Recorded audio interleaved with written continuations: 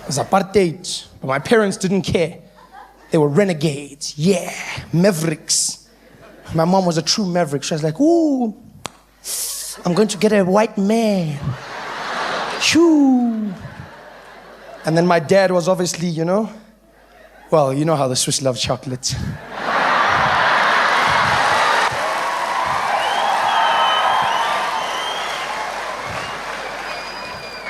So, they got together, they did the deed. My mom gave birth to me, but then I couldn't live with the family as a parental unit together. Had to go back to the townships with my mom. She couldn't say that the father of her child was in fact a white man, because obviously, in the townships there were them bimpies. The snitches, hated them. So, so she had to lie on my birth certificate. She just didn't put her father, which wasn't strange. It wasn't strange. She just didn't have a father. It's not like I was the only black kid in the township going, I don't know who he is. It wasn't strange at all.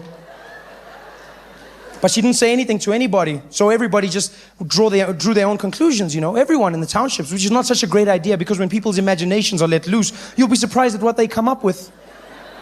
Because people did not put one and one together with me. In fact, when I came home, people in the township, in fact, assumed that I was an albino.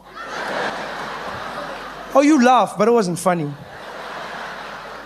I was even told when my mom brought me home, at least my family loved me, walked me into the house, there I was, a little baby wrapped in a blanket. My grandmother came and she was, ow, you shame. Ow. Ooh, you. Little Alpi. No, faghe umbrella, cosa shame? Faghe umbrella. Faghe umbrella. Ooh. Yeah, ne? But my family treated me very normal, they really did. It was the people around me that were different. In Orlando East, there was this whole mystic vibe to me all of a sudden. People started speaking. Most people got over it. People that were really interested in me, though, were the other albinos. Yeah, because they keep like a log of everyone that comes in. Boss, 2 more. Okay. Because generally in the township, there's only like 1 albino for every phase, Oh, lo, I say phase 2. Yeah, nyamaz.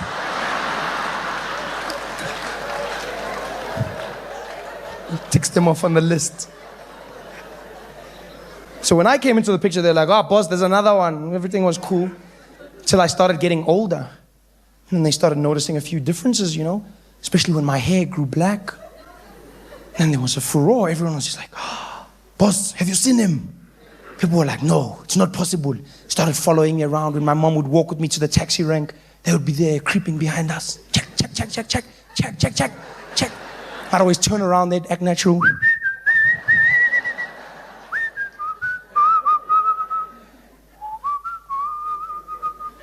Well, as natural as you can act, 4 albinos standing together.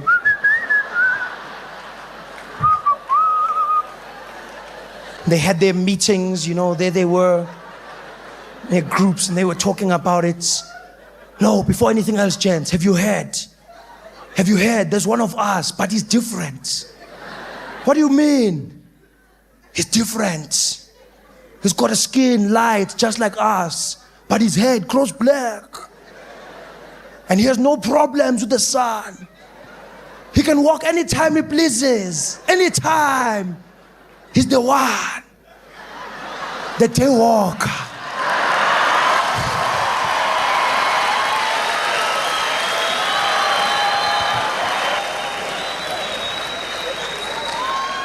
And the guys were obviously there. You're lying, there's no such thing. I'm telling you, I'd never lie. And then one day when I was old enough, they approached me. They came up to me, As I was walking for my first time, I was off to the bottle store for my uncle. As you get old enough to walk, that's when your uncle sends you. Everyone else in the family is happy. He's walking. Uncle is like, yeah, send you to my man. Hamba ke. Tenga makota I4.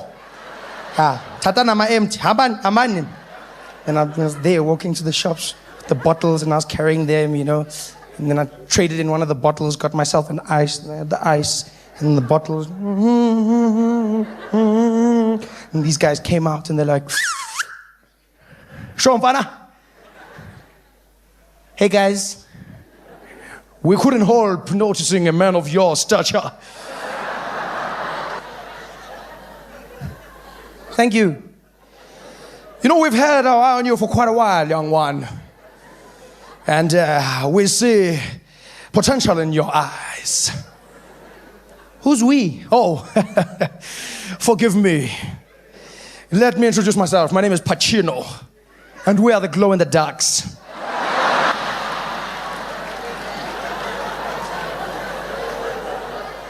And I'm gonna tell you now, boy, I see a bright future in you. We were wondering if you would be interested in joining our small little conglomerate. You know, we just got together and exchange ideas. It really is a melting pot of ideas and exchanges, really. That's why we call it an idea exchange. The pot, we don't know where that came from. But we use it nonetheless. So what do you say? You want to be friends? That's what we say, yes. I want to be friends. Great! That's wonderful news. You hear that, boys? He's going to be one of us. I can see it now, young one. In a few years' time, moving up the ranks within our organization until ending up at the upper echelon of management. Well, count me in. And I joined the crew, and I was one of them. Had my sporty, my not guilty outfit. We used to walk around together. It was cool. The only thing that bugged me was the hours. They always like rolled in. It was just like weird hours, you know. Always had to meet before dawn, you know. Never hung out at midday. Oh no. No, you know, hang out at dusk. Sun's going down. There they are outside the house. Oh, that's me. And I'd come outside, and then we'd go hang out under the big willow tree. It was cool. If we were hanging out in the day, that's the best place to be because there's so much shade, and we chill there. And I mean, I changed a lot of things for the guys because they used to play cricket a lot. Cricket was a great sport, you know. Only problem is if somebody hit a 4 or 6 and the game was over, just who's gonna fetch it now? Yabon, kawathile, kaphapha, ngitshilile block.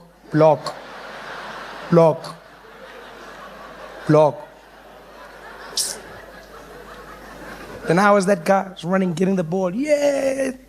That guy, you know, having a good time.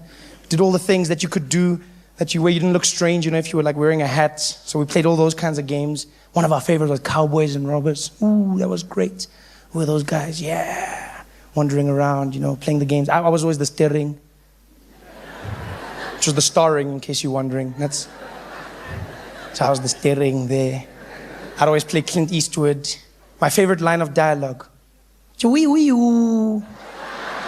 Womp, womp, womp. Choo-wee-wee-oo. Womp, womp, womp. Even had the accents going. Didn't know what I was saying, though. How you ain't showing on going on, man? And I couldn't help noticing, you understand, in my town. Town ain't big enough on the both nose. And it was so cool because half of our friends were Xhosa, you know, so they made great sound effects, especially for the horses. Really.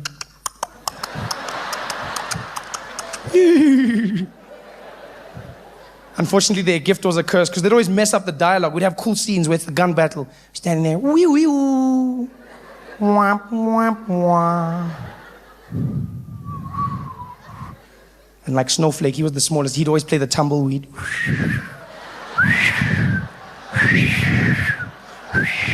Oh, yeah, shy, I'm bad. Wee wee woo. And I'd shoot Pacino. This can't all shit my man, shit, man. Shmang. I'd be like, oh man, I didn't want to have to do this to you, brother. What do I tell your mother? Be like, oh, tell my mother. Oh, my mother's.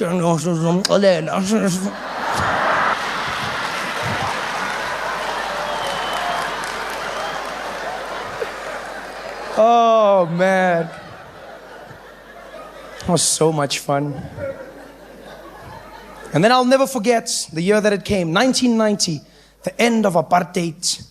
F.W. de Klerk came out and he was like, no more. Very bad, sorry. See you on Tuesday. Everyone in the streets lost their minds. People were cheering, yeah!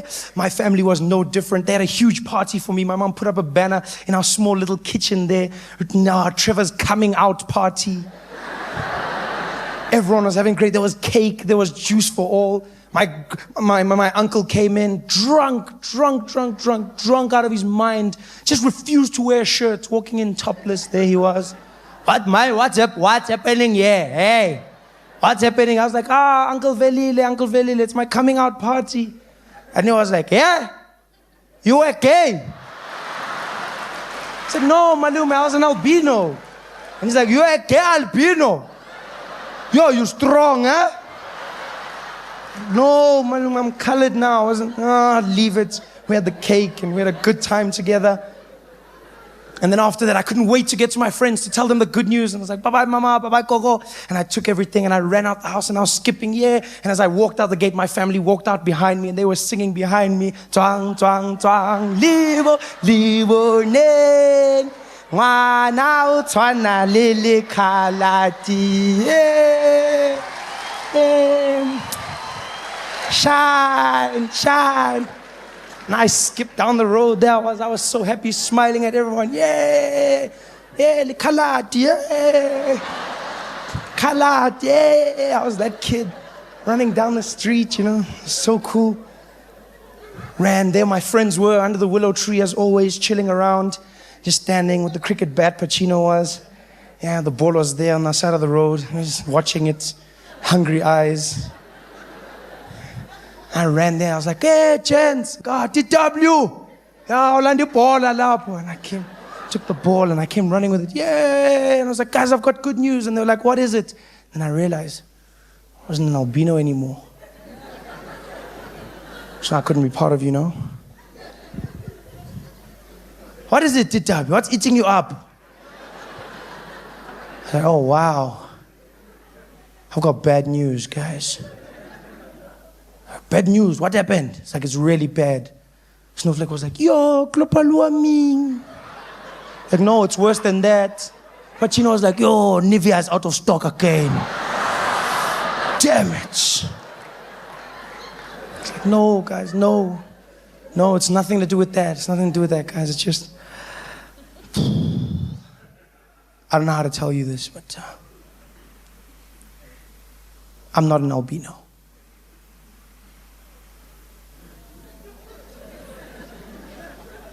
What did you say? I'm not an albino. They're like, we knew it. We knew it. It's like, you knew? Of course we knew. We knew, DW, we knew. We're all not albinos. We're people. Viva DW, viva! Hey, hey, hey, hey, hey, hey. Hey guys, thanks for watching. Make sure to subscribe to my channel so you can win cool prizes. And by prizes, I mean surprise. There's no prizes. It's a free YouTube video, you greedy. Just click the video, man. Why you want free things on free things? It's been a good week. It's been a crazy week. Oh my goodness. Like, I thought the week was just going to be about comedy in London. And then Israel and Iran happened. And then we were on like the brink of like World War III. Like you here are now Friday crowd having fun. Monday, Tuesday crowd. Oof. Yeah. You try tell jokes when there's missiles outside. Like everyone was here like. Because that would be a weird way. Like to be, you know what I mean? Like at the beginning of World War III. Like, people are like, where were you? And you're like, well, did you see what happened? No, I didn't. Where were you? Trevor was telling us about Brixton. It was such an insane story as well. Like now I feel like the world we live in, I sometimes think about like parallel universes and timelines, and I'm not sure if I believe it, but when I do think about it, I go like, I think we somehow slipped into the ludicrous timeline. Like we were all in a very normal timeline, us as people, and then something happened around like COVID, and then we went into the crazy timeline, and then the other versions of us are now like, wow, things have become very boring and normal. Because like, this is not normal, you know? Like the week starts off, it's been like 2 weeks technically. Right, it starts off, Iran was negotiating a nuclear deal with America. Negotiating a deal. They're making progress. They're getting close. They're getting super close. And then Israel was like, no deal. And then Israel started launching missiles at Iran, right? And then it's hard to make a deal when it's like missiles hitting you, you know what I mean? It's like when you're like trying to break up with someone at a restaurant and then the waiter keeps coming, is everything great? Just wait. Let me just handle. So what I'm saying is, how's everything going? Yeah. Look, hey, we'll call you. We'll call you, please. So Iran was like, all right, I can't.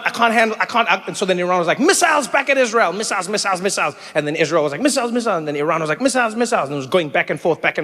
Israel was definitely winning it because like Iran has missiles, but not like Israel's type of missiles. You know what I mean? Like Iran doesn't have much money and stuff. So their missiles are like those cheap fireworks your friends. You know when your parents they'd feel bad. You'd be like, what are we doing for Guy Fawkes Day? And then your parents would be like, do you want these ones? You're like, do you like them? They're like, no, just throw them on the ground. I was like, pat. Do you feel like the other kids? No, I don't at all. So Iran has those ones, and then they were launching back and forth. And the whole world was like, man, this again, Middle East conflict, Middle East. And then at the peak of it, everyone was like, man, how could this get worse? Donald Trump was like, hello.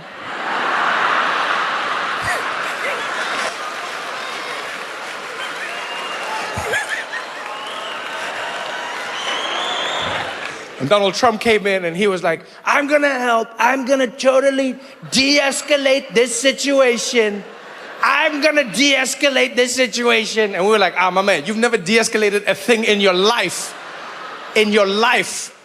From your hair to your politics, nothing is a de-escalation. Nothing. But Trump came in and he's like, I don't like how Iran and Israel are launching bombs at each other all the time. So many bombs, we can't have this, it's not right. Too many bombs, we gotta stop it. No more bombs, we gotta stop it, we gotta fix it. And they're like, all right, how are you gonna fix it? He's like, by dropping bombs. I'm gonna drop bombs. And no one expected it. Like the whole world was like, okay, Trump is gonna mediate or because he said to them, hey guys, let's sort this out, peace deal. We're gonna do a peace deal. And then he dropped bombs on Iran. And everyone in the world was like, what the hell? And a lot of people in my life were like, oh man, I can't believe that Trump did this. I can't believe. And they were so stressed. And I was like, yes, but look on the bright side. And they were like, what bright side? I was like, on the bright side, Trump also can't believe that he did this. Like that's the one glimmer of hope that I get from Donald Trump is that like he also doesn't know what he's doing. He's in it with us, which is a nice change. Oftentimes we're at the mercy of those in power, but he's in the mercy with us. Like we're all locked in a prison cell, but he's holding the key and he's like, we're all trapped. What are we gonna do? We're like, use the key. What are you talking about? And the reason I say this is because Trump came out and he hosted a press conference about it. It was so wild. He hosted a press conference about dropping the bombs. And he was shocked in the press conference. He came out and he's like, earlier today, the United States military, that's us,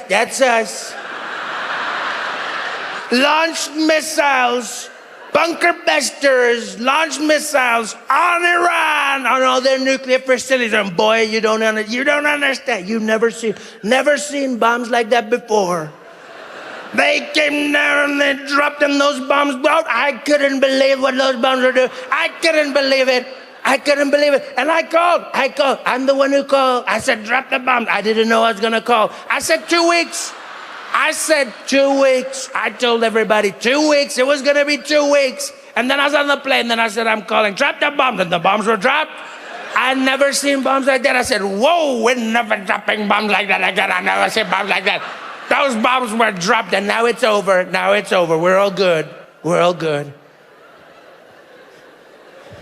And so now because America had dropped bombs on them, then Iran had to respond, but then Iran didn't want to get into a fight. No one wants to get into a fight with America, you know what I mean? And so like Iran was like, we are going to retaliate against you. And then they launched missiles at an American base in Qatar, but then they phoned America first. They did. They were like, all right, we are launching bombs against you in like 45 minutes, an hour maybe. You tell us how long you need. Then we'll launch the bombs. And then the Americans cleared out their base and everything important, and then the bombs fell. And then Trump, very, like, in an interesting way, he responded to Iran. Then he wrote on his, like, thing online, on his profile, he was like, thank you to Iran for giving us notice about the bombs. Now it's over. It's all over. There will be peace.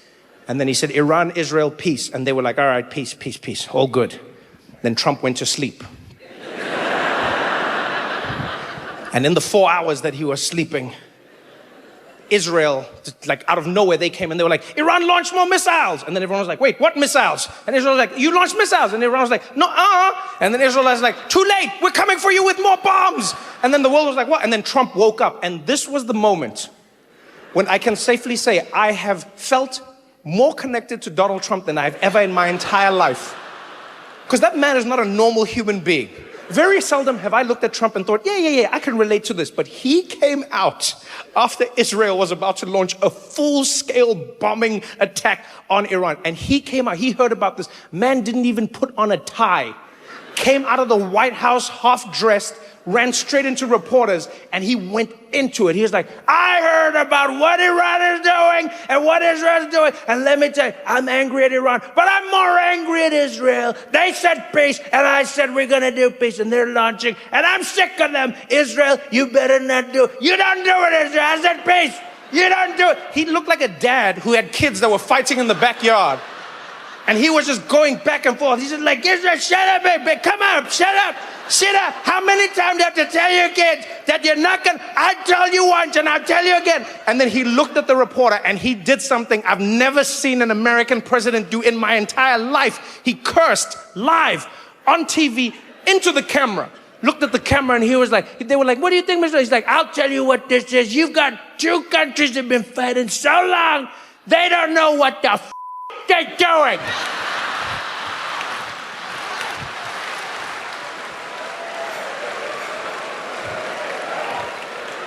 You're like, oh, Dad is mad.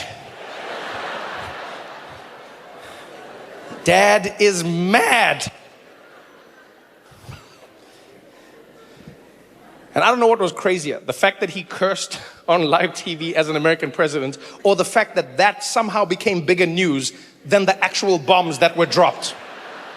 The bombs was like half a day of news. The biggest bombs ever dropped on a country randomly out of war was barely any news.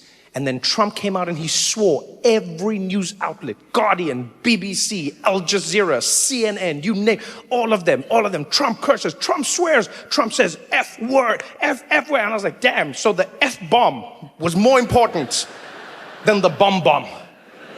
Everyone on TV, we've never seen this before. We've never seen an American president curse on national television. This has never, I don't even understand what we're seeing right now. Donald Trump, and I must warn sensitive viewers, yo, you showed footage of cities being leveled by bombs. You said it just casually. Let me show you some of the bombs that were dropped here. Let me show you some of the bombs. All right, now, Trump said something. I must warn you, if you have children in the room, you might want to cover their ears. You might want to cover their ears because he said the F-bomb. Like, people cared more about the words than the, it was the wildest thing. Wildest thing. I can't believe it. They were doing it as if the people in Iran were just like, yeah, no. The bombs are one thing. But what he said. You can take bombs back, but words are forever.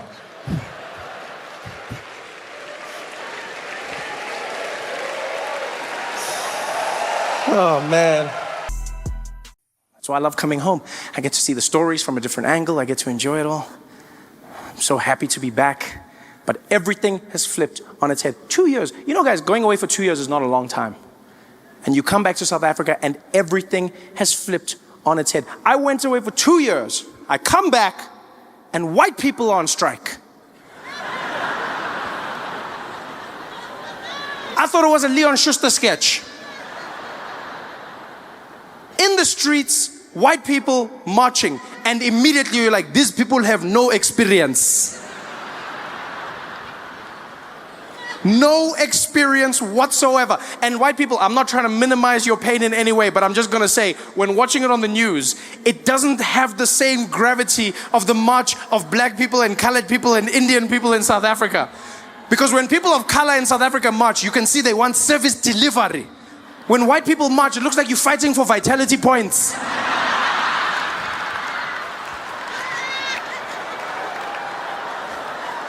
It's just not the same.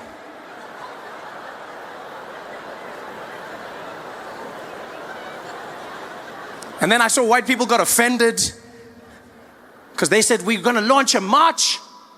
Zuma must go. Zuma must fall. We want him gone. And then black people didn't join. And white people like, why don't they join? Why won't they join us? Yo, why won't they join? Because it's racism. Huh? We're marching for this country and they don't want to march with us because it's racism. That's why they don't want to join us. No, guys. Black people are not joining your march. It's not because of racism. It's because of rhythm.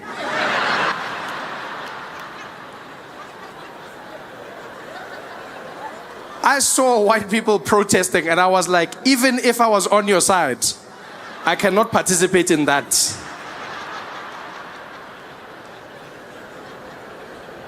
The best white marches South Africa had were 3 old white ladies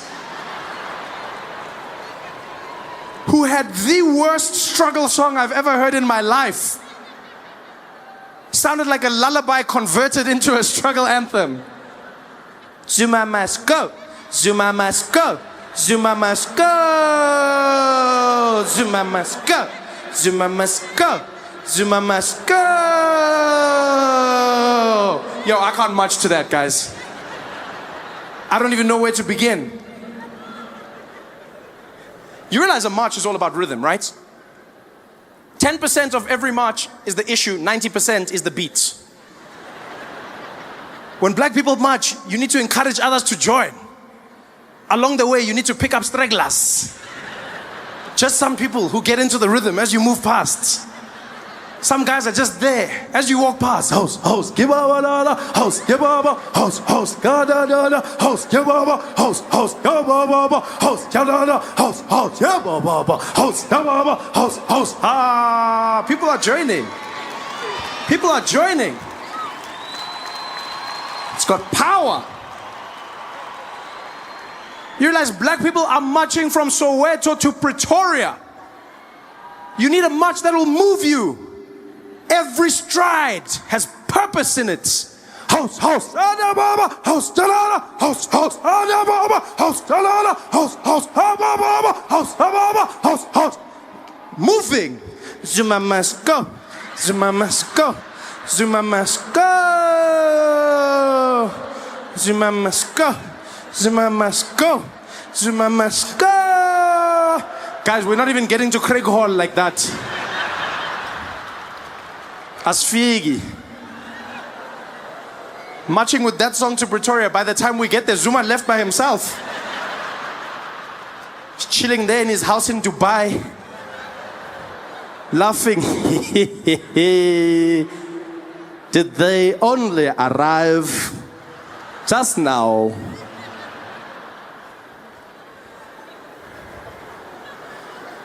I was watching white people going, but why? Why are you marching? What are you guys doing? Yeah, now you want to do the hard work. Just pay someone like usual. This is when you should be paying. Just get a professional, a specialist. Just be there. Johannes, I have a lot of gripes with this country, and I've noticed that you have impeccable rhythm, and so I'd like to hire your services. I've got you. What's your feeling? I just want them to know that Zuma must go. Okay, got it. Go, go. Zuma. Ho, Yahama, ho, ho. That's what I wanted to do. Hire a specialist, people. Get it done.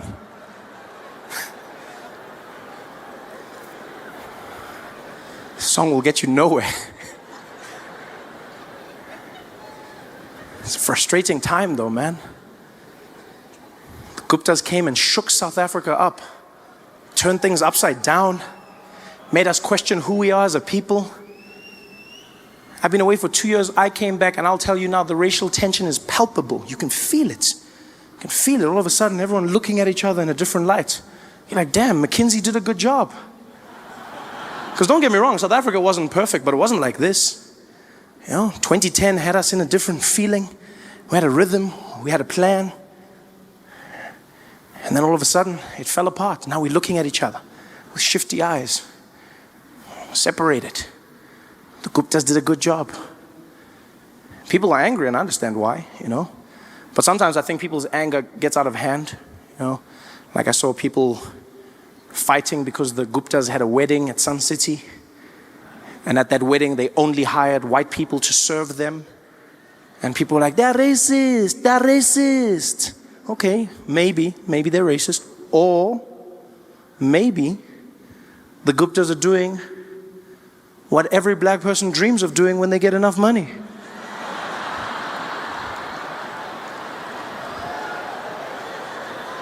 And that is hiring white people to work for you.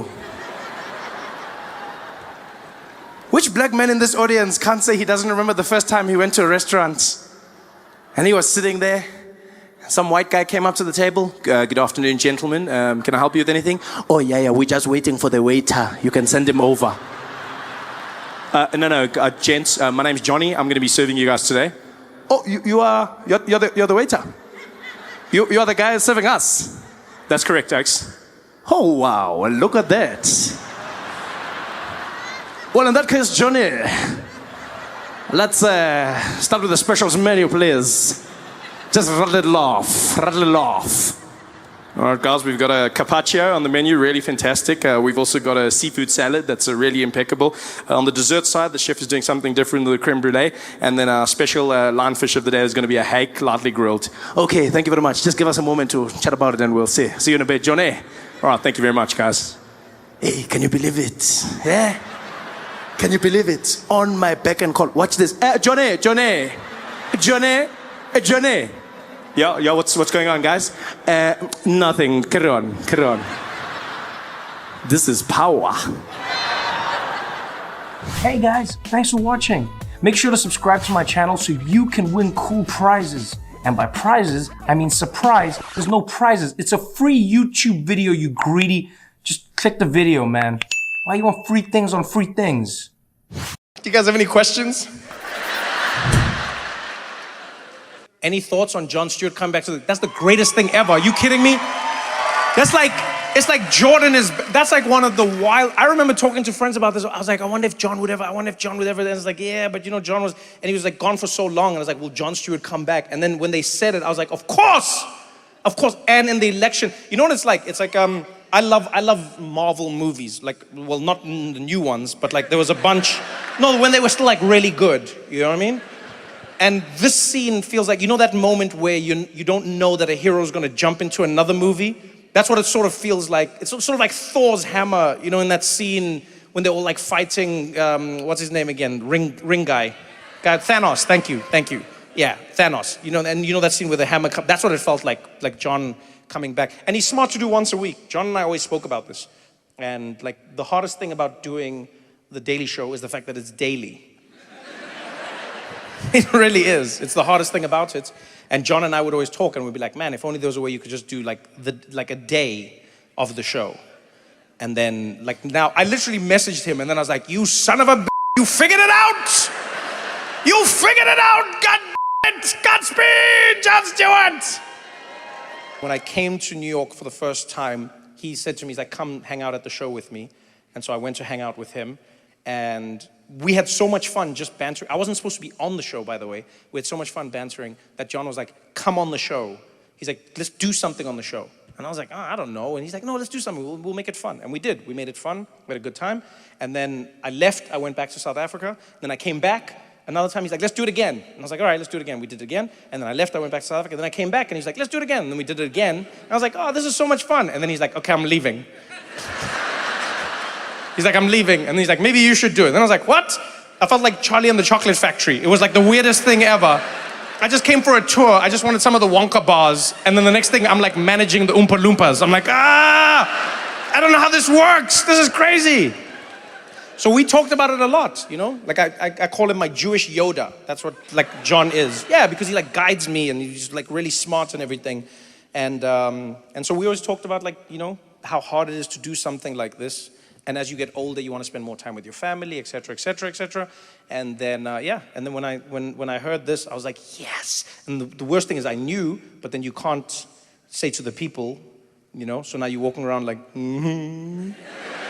There's nothing worse than having a secret that's cool, but you can't say anything because it's still, and then, you know? So I was just like looking at people like, oh. And they're like, what? I'm like, oh, you don't even know.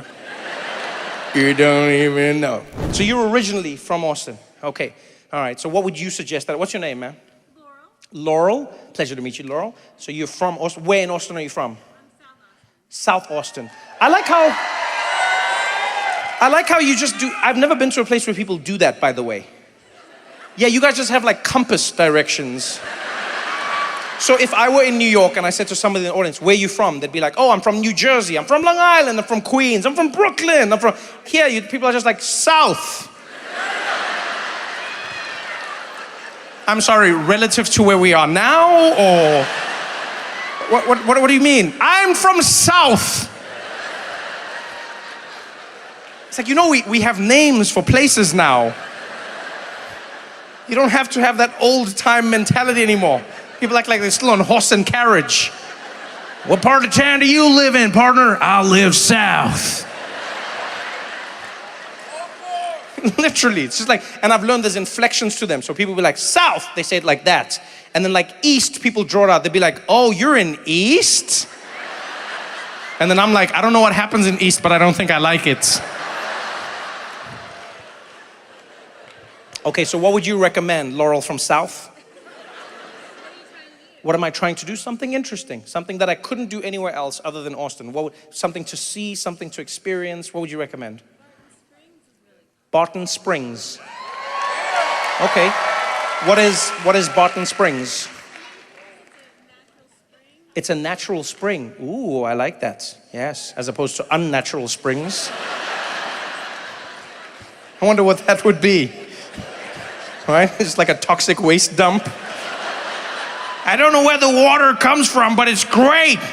It really is. Plus, this third arm is handy for washing my back. So it's a natural spring. And do people still go into it? Yeah, you go in, clothed or unclothed? You wear a bathing suit. Okay, typically. So some people do not. I like the two of you. Like, I love this because you are telling me all the information and then you've got two people next to you and they're just doing hand signs. So I was like, clothed or unclothed? And he was like, and then I was like, do they do so? And then she was like,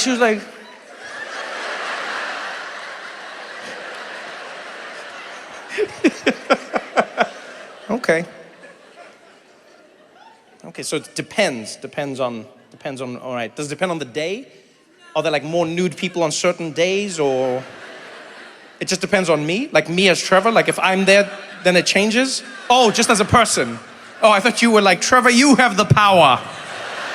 Oh, that would have been exciting. I would have been there tomorrow like, hey, take that shit off. Laurel says so. Okay, I'm gonna Barton Springs. I will do that. Is it open every day? Do you pay to go into it, or is it just like a, you do, you pay, and then, if I say I'm from Austin, I'll get in cheaper. Okay. I like how confident you just said that. So you're like, just say you're from Austin, get in cheaper. I think something would give me away, sir. Something would give, they'd be like, you're from Austin? I'd be like, yes. Can you not tell by my accent? They'd be like, what part of Austin are you from? I'd be like, very south. Very, very south.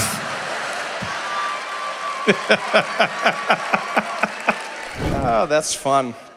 I like that suggestion, Laurel. All right. So you're originally from here. Who's this gentleman next to you? This is my boyfriend, Benjamin. This is your boyfriend, Benjamin. Hey, how you doing, boyfriend, Benjamin?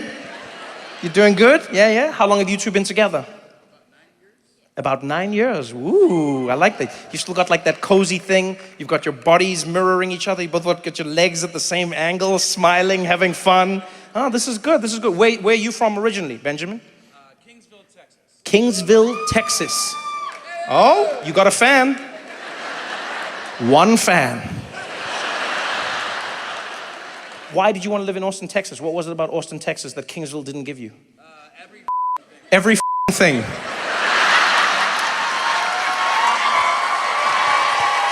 The way he said that was amazing. He's like, every thing.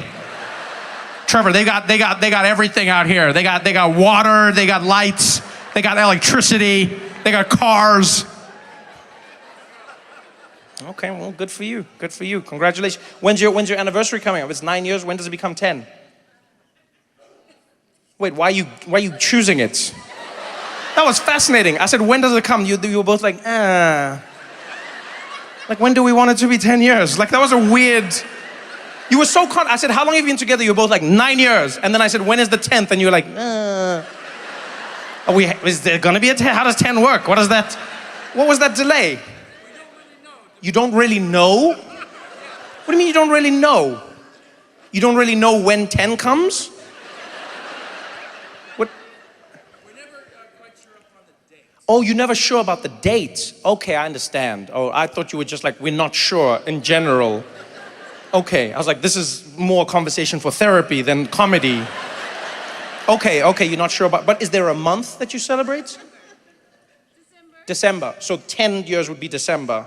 Oh, so you just got to 9. Okay, congrats. Do you have anything planned for, like, is there a way you celebrate the anniversary that isn't on a specific day?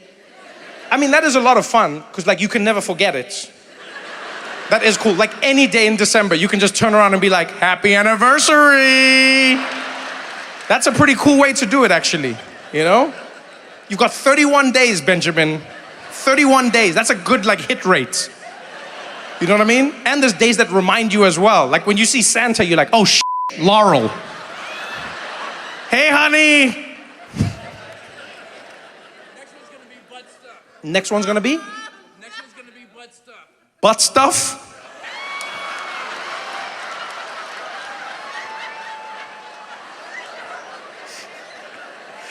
Oh man. I love how you said that with the biggest grin on your face. You were like, the next one's gonna be butt stuff.